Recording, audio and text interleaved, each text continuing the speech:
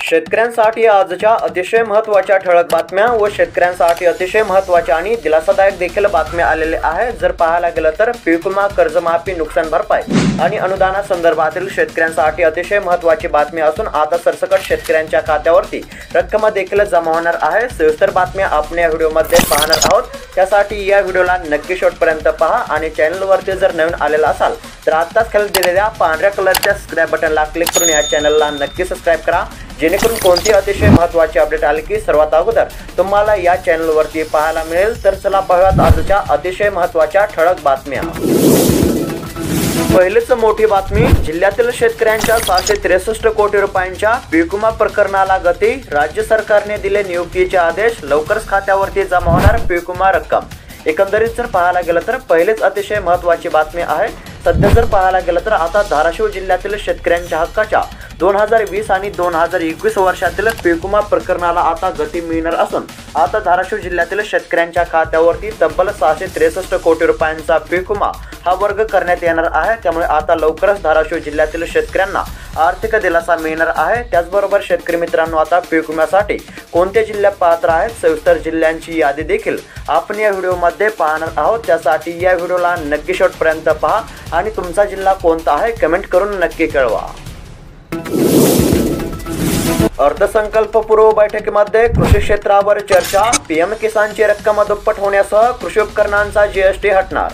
जर पाहायला गेलं तर अतिशय महत्त्वाची बातमी सध्या पाहायला मिळत आहे।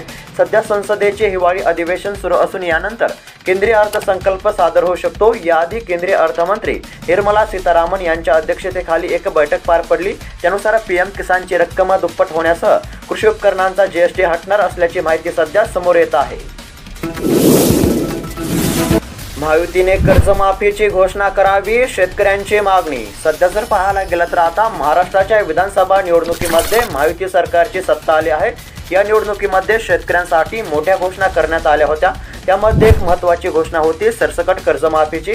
आता सध्या महायुती सरकार सत्तेवर आले आहे, तेव्हा शेतकऱ्यांना कर्जमाफी मिळणार का असा प्रश्न शेतकऱ्यांकडून सध्या विचारला जात आहे। त्यानुसार आता शेतकऱ्यांची कर्जमाफी होण्याची प्रतीक्षा आहे। शेतकऱ्यांनी रब्बी हंगामातील पीक पाहणी प्रक्रिया पूर्ण करावी, पीक पाहणी करण्याचे शेतकऱ्यांना आव्हान। सध्या जर पाहायला गेलं तर शेतकऱ्यांसाठी मोठी बातमी आहे। राज्यातील सर्व शेतकऱ्यांना कोणत्याही लाभासाठी यापुढे पीक पाहणी प्रक्रिया पूर्ण करणे आवश्यक होणार आहे। त्या अनुषंगाने प्रत्येक शेतकऱ्यांनी भविष्यातील सर्व लाभ मिळवण्यासाठी रब्बी हंगामातील पीक पाहणी प्रक्रिया पूर्ण करावी असे आव्हान सध्या शेतकऱ्यांना करण्यात येत आहे।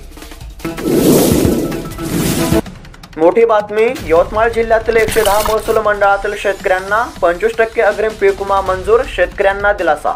सध्या जर पाहायला गेलं तर आता यवतमाळ जिल्ह्यातील शेतकऱ्यांसाठी महत्त्वाची बातमी आहे। तुमच्या देखील जिल्ह्यासंदर्भातील पीक विम्याची बातमी आपण पाहणार आहोत। त्यासाठी या व्हिडिओला नक्की शेवटपर्यंत पहा आणि तुमचा जिल्हा कोणता आहे कमेंट करून नक्की कळवा। सध्या जर पाहायला गेलं तर जुलै, ऑगस्ट आणि सप्टेंबर या महिन्यामध्ये अतिवृष्टीमुळे यवतमाळ जिल्ह्यातील शेतकऱ्यांचे अतोनात नुकसान झाले होते।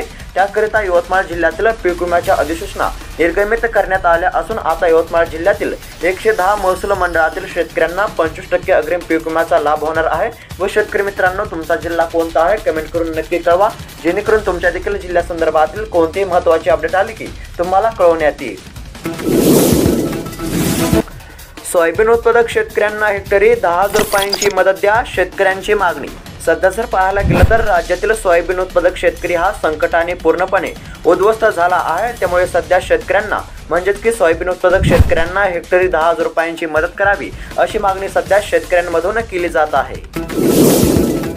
उसाला पहिला हप्ता 3,700 रुपये द्या, स्वाभिमानीची मागणी, तीव्र आंदोलन करण्याचा इशारा। जर पाहायला गेलं तर कारखान्यांनी आमच्या मागणीनुसार पहिली उचल ही 3,700 रुपये जाहीर करावी, अन्यथा रस्त्यावर उतरून तीव्र आंदोलन करू असा इशारा स्वाभिमानी शेतकरी संघटनेने दिला आहे। मुख्यमंत्री देवेंद्र फडणवीस यांचे शरद पवारांना सडेतोड उत्तर। जर पाहायला गेलं तर मतांची आकडेवारी मांडत विधानसभा निकालांवर प्रश्नचिन्ह उपस्थित केल्याबद्दल मुख्यमंत्री देवेंद्र फडणवीस यांनी शरद पवार यांना सडेतोड प्रत्युत्तर दिले आहे। लोकसभा निवडणुकातील निकालाची आकडेवारी मांडत फडणवीस यांनी शरद पवारांचा दावा खोडून काढला। किमान ज्येष्ठ नेत्यांनी तरी देशातील जनतेची दिशाभूल करू नये अशी अपेक्षाही त्यांनी यावेळी व्यक्त केली। हिवाळ्यामध्ये उन्हाळा, आजपासून थंडीला सुरुवात, हवामान खात्याचा अंदाज. जर पाहायला गेलं तर बंगालच्या उपसागरामध्ये आलेल्या फेंगल चक्रीवादळामुळे यंदा हिवाळ्यामध्ये उन्हाळा अनुभवावा लागत आहे. चक्रीवादळ संपूर्ण 5 दिवस झाले तरी थंडीचे आगमन नाही. त्यामुळे संपूर्ण देशासह राज्यातील कमाल व किमान तापमानामध्ये मोठी वाढ झाली असल्याचे पाहायला मिळाले. मात्र आता थंडीला हळूवारपणे सुरुवात होणार असल्याचा अंदाज हवामान खात्याने वर्तवला आहे. मोठी बातमी, नांदेडला नुकसानग्रस्तांसाठी 812 कोटी रुपयांची मागणी, लवकरच रक्कम होणार खात्यावरती वितरित. एकंदरीत जर पाहायला गेलं तर आता अतिशय महत्त्वाची बातमी आहे. नांदेड जिल्ह्यामध्ये 1 ते 3 सप्टेंबरला झालेल्या अतिवृष्टीमुळे जिरायती बागायती व फळपिकांचे 5,96,517 हेक्टरवरील पिकांचे नुकसान झाले होते. हा फटका जिल्ह्यातील 7,83,915 शेतकऱ्यांना बसल्याचा अंतिम अहवाल जिल्हा प्रशासनाने विभागीय आयुक्तांना कळवला आहे. त्यानुसार आता नांदेड जिल्ह्यातील शेतकऱ्यांकरिता 812 कोटी रुपयांची मागणी करण्यात आली होती. त्यानुसार हा निधी आता नांदेड जिल्ह्यातील शेतकऱ्यांच्या खात्यावरती वर्ग करण्यात येणार आहे. व शेतकरी मित्रांनो, तुमच्या देखील जिल्ह्यासंदर्भातील अपडेट आपण पाहणार आहोत. त्यासाठी या चॅनलला आत्ता सबस्क्राईब करून घ्या आणि तुमचा जिल्हा कोणता आहे कमेंट करून नक्की कळवा. लाडक्या बहिणींना आज 2100 रुपयांची लवकरच हप्ता खात्यावरती जमा होण्याची शक्यता. जर पाहायला गेलं तर निवडणुकीमध्ये महायुतीने जाहीरनाम्यामध्ये लाडकी बहीण योजनेचे पैसे 1,500 रुपयावरून वाढून 2100 रुपये करण्याची घोषणा केली होती. आता महायुतीला जनतेने कौल दिल्यानंतर कधी एकदा सरकार स्थापन होते आणि आपल्या खात्यामध्ये 2100 रुपये जमा होतात, याची लाडक्या बहिणींना घाई झालेली होती. मात्र आता सरकार स्थापन झाल्यामुळे लवकरच लाडक्या बहिणींच्या खात्यावरती 6व्या हप्त्याचे 2100 रुपये जमा होण्याची शक्यता वर्तवण्यात येत आहे. दूध उत्पादक शेतकऱ्यांसाठी महत्त्वाची बातमी, दूध उत्पादकांना अखेर दिलासा. जर पाहायला गेलं तर आतापर्यंत जिल्ह्यातील 179 कोटी रुपयांचे दूध अनुदान प्रस्ताव आले असून त्यापोटी 156 कोटी रुपये वितरित केले आहेत. उर्वरित 23 कोटी रुपयांच्या अनुदानाची रक्कम लवकरच शेतकऱ्यांच्या खात्यावर वर्ग होणार असल्याची माहिती समोर येत आहे. त्यामुळे आता लवकरच दूध उत्पादक शेतकऱ्यांना दिलासा मिळणार आहे. मोठी बातमी, गहू, हरभरा व कांद्याच्या पीक विम्यासाठी 15 डिसेंबरपर्यंत अंतिम मुदत, शेतकऱ्यांना तात्काळ पीक विमा भरण्याचे आव्हान.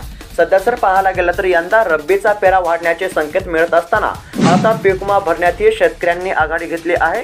गहू, हरभरा त्याचबरोबर कांदा पिकाचे विमा अर्ज शेतकऱ्यांना 15 डिसेंबरपर्यंत भरता येणार आहेत. त्यामुळे शेतकऱ्यांना तात्काळ पीक विमा भरण्याचे आव्हान केले जात आहे. शेतकरी वाचवायचा असेल तर शेती क्षेत्र जीएसटी मुक्त करा, केंद्रीय अर्थमंत्री निर्मला सीतारामन यांच्याकडे मागणी. जर पाहायला गेलं तर उत्पादन खर्चामध्ये वाढ होत असल्यामुळे शेती क्षेत्रामध्ये वापर होणाऱ्या निविष्ठांसह अवजारे जीएसटी मुक्त करण्यात यावे, अशी मागणी भारतीय किसान संघटनेच्या वतीने केंद्रीय अर्थमंत्री निर्मला सीतारामन यांच्याकडे करण्यात आली आहे. लातूर जिल्ह्याला ऑगस्टमधील अतिवृष्टीसाठी 2 कोटी रुपये तर सप्टेंबरमधील अतिवृष्टीसाठी 384 कोटी रुपयांचा निधी. जर पाहायला गेलं तर लातूर जिल्ह्यातील शेतकऱ्यांसाठी महत्त्वाची बातमी आहे. लातूर जिल्ह्याला ऑगस्टमधील अतिवृष्टीसाठी 2 कोटी रुपये तर सप्टेंबरमधील अतिवृष्टीसाठी 384 कोटी रुपयांचा निधी मंजूर करण्यात आलेला होता. व शेतकरी मित्रांनो, आता तुमच्या जिल्ह्यातील शेतकऱ्यांकरिता म्हणजेच की अतिवृष्टी नुकसान भरपाई पोटी तुमच्या जिल्ह्याकरिता किती निधी मंजूर झाला आहे, सविस्तर माहिती देखील आपण पाहणार आहोत. त्यासाठी या चॅनलला आत्ता सबस्क्राईब करून घ्या आणि तुमचा जिल्हा कोणता आहे कमेंट करून नक्की कळवा. तर शेतकरी मित्रांनो, अशाच महत्त्वपूर्ण बातम्या दररोज जाणून घेण्याकरिता आत्ताच खाली दिलेल्या पांढऱ्या कलरच्या सबस्क्राईब बटनला क्लिक करून या चॅनलला नक्की सबस्क्राईब करा आणि तुमचा जिल्हा कोणता आहे कमेंट करून नक्की कळवा. भेटत पुढील व्हिडिओमध्ये. धन्यवाद.